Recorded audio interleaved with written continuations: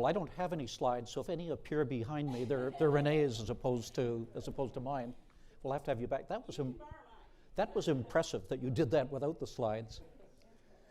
Let me say first of all how grateful I am for the invitation to be with you today. Not only is the symposium about the fate of USMCA, or CUSMA as we call it in Canada, very timely, but it's an opportunity for me to visit this justly famous and beautiful university for the first time.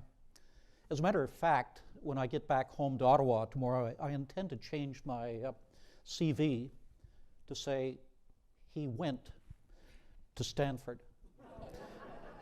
Now, I recognize that many of you may find this a bit presumptuous on my part since I'm only here for the afternoon, but my tenure as foreign minister was only a few months longer than that.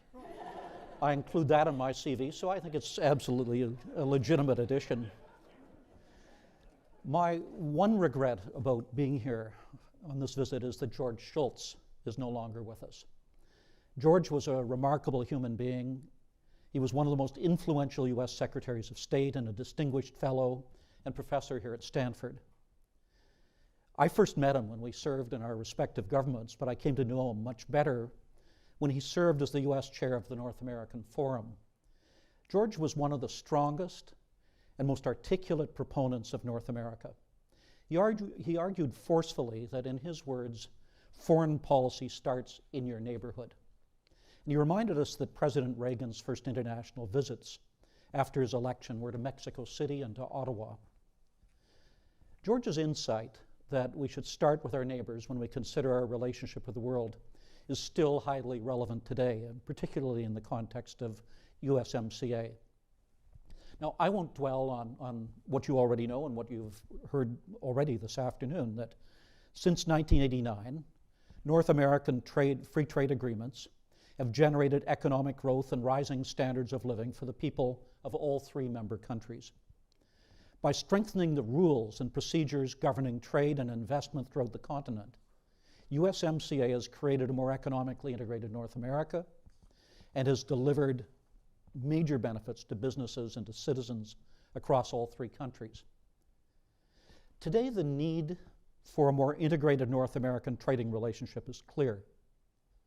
Around the world, a confluence of disruptive forces has exposed major weaknesses in our global trade infrastructure.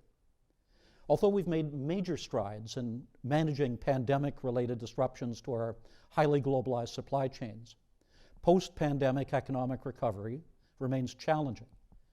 Changes to consumer demands, labor shortages, and other structural factors have created a perfect storm of bottlenecks and of back orders. The cost of consumer goods, including food and energy, is rising. And Russia's invasion of Ukraine, as well as other major geopolitical challenges, has only exacerbated this difficult situation. We've also learned that many issues can't be resolved by countries acting alone. Climate change, pandemics, global security, migration, food security. These issues require international collaboration. By now it should be evident that even the problems of the US southern border can't be resolved through unilateral action at the border alone, but rather must be addressed hundreds and even thousands of miles away at their source. Now, in this highly uncertain international climate, jurisdictions around the world are looking for stability and for predictability. They're turning to their most trusted allies, reinforcing the resilience of their supply chains and their manufacturing capacity by prioritizing trade with reliable partners. As members of one of the world's largest free trade zones, Canada, the United States, and Mexico have no better friends than each other in this regard. All three members bring significant advantages to the table. For example, Canada's agriculture and energy sectors are ranked as the 5th largest exporters in the world, while our fertilizer industry ranks as the 3rd largest global producer and the #1 producer of potash fertilizer. All three sectors are considered among the most innovative and sustainable in the world. And Canada can play a vital role within North America to help meet the growing demand among our international partners for the 3 F's: food, fuel, and fertilizer.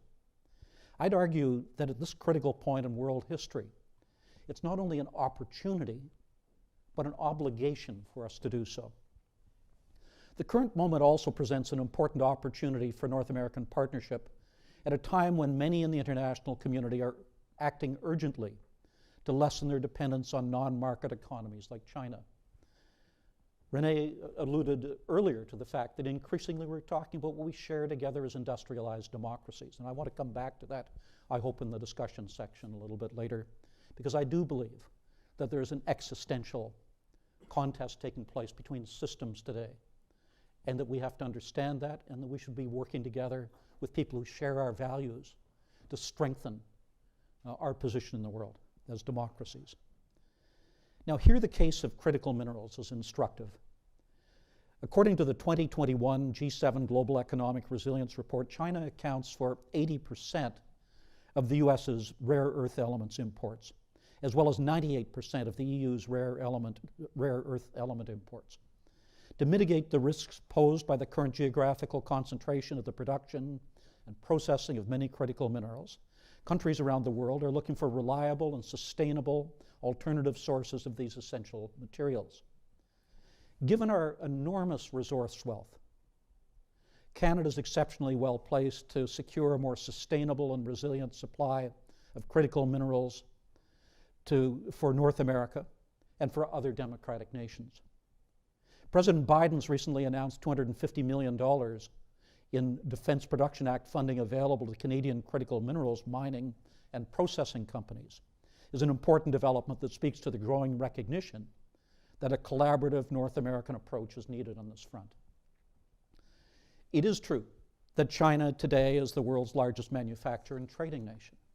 However, it's also the case that as of 2020, the combined real gross domestic product of the USMCA countries is roughly 30% of global GDP, which is larger than China's, as well as larger than that of the European Union. Although all three USMCA countries have their own foreign policies and national security objectives, we share a common interest in ensuring the availability of key materials and the resilience of supply chains. By deepening North American trading ties, the USMCA can serve as an important counterweight to China's trade and manufacturing dominance, particularly in key supply chains like critical minerals, batteries, and pharmaceuticals. In the competition between competing political and economic systems, our three market-based democracies are much stronger when we stand together than if we try to face the challenge alone. USMCA has provided a solid foundation for building our collective future prosperity, for what George Shultz called, in his words, the North American global powerhouse. However, the opportunity for North American leadership on the international stage will require ambition and action from all three of us to realize the agreement's full potential. As has been mentioned, as mandated by USMCA Article 34.7, the three countries will be sitting down in 2026 for the first six-year review of the agreement. The upcoming review should be used not only as a tool to assess how the agreement has been doing, but also as a mechanism for evaluating areas and sectors where we can strengthen trade and enhance our citizens' prosperity. Now, there are many opportunities for intelligently deepening North American economic collaboration. And I want to briefly cover a few areas that are priorities for businesses and that might be considered low-hanging fruit. At the North American Leaders Summit in January of this year, all three North American leaders agreed to cooperate on a range of supply chain-related initiatives, focusing in particular on semiconductors and on critical minerals. There's an immense opportunity to leverage USMCA to similarly strengthen supply chain integration. Where there are known vulnerabilities in current supply chains, whether in raw material extraction, manufacturing, or even transportation, the existing framework of USMCA provides a strong basis for a friendshoring agenda that bolsters North American manufacturing capacity, economic security, and overall competitiveness. Now, regulations are an important but overlooked source of friction and inefficiency when it comes to trade. The legal and institutional framework provided under the USMCA should be leveraged to bolster regulatory alignment in strategic sections among the three countries. By aligning technical regulations and standards, and by instituting mutual recognition covering new supply chains in important areas like batteries, EV components, and semiconductors, we can minimize unnecessary costs and enhance the competitiveness of trade within North America. We can also do much more to both strengthen security and reduce friction at our borders for legitimate goods and travelers, which is essential to North American economic competitiveness. USMCA partners should work to develop a shared agenda on borders, particularly in light of the experience during the pandemic where border closures by all governments were uncoordinated, leading to delays and to confusion. All three governments should look for ways to expand trusted traveler programs like Nexus and FAST to allow low-risk travelers and goods to pass across borders more efficiently and with enhanced security. Better coordinating our border management and improving customs procedures will help us build more resilient supply chains. In advance of the review, all three governments should appoint a joint task force to explore these and other areas for deeper collaboration. Our goal should not be to circumscribe trade or even to simply hold on to what we have now, but to enhance and to strengthen it to the benefit of all of our citizens. Now, for these efforts to be successful, our leaders have to recognize that businesses and not governments are on the front lines of global commerce. Businesses are intimately aware of the intricacies of their supply chains. They must be fully engaged to ensure that economic policies are properly aligned with business realities. We know that there are risks, though, as we approach 2026, risks that involve growing protectionism on the part of countries. And the great competition increasingly between countries today, or that we see within countries, is not between left and right, but between people who believe in open societies and people who believe in closed societies. People who see the rest of the world as an opportunity, or people who see it as a threat. We should see it as an opportunity, and we should be looking for ways to take down barriers. And we should be saying to those people within our societies who argue that we should be turning inward and building walls, that, well, their motivations may be good. What they're proposing is wrong, and that we will not accept it, that we want to move ahead to continue to grow our economies and to create a situation where all of us are stronger than we are today. Ladies and gentlemen, a genuine North American partnership is greater than the sum of its parts. This is important today as we assess the results of USMCA, but it was understood well before the inception of NAFTA. I was there in 1987 when President Reagan addressed the Canadian Parliament. Here's how he spoke about Prime Minister Mulroney's proposal for a Canada-US Free Trade Agreement. This is what he said.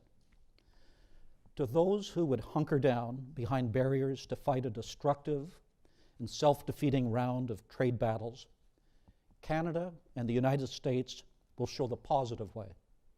We will overcome the impulse of economic isolationism with a brotherly embrace, an embrace that is not too much to hope, that may someday extend throughout the Americas and ultimately encompass all free nations.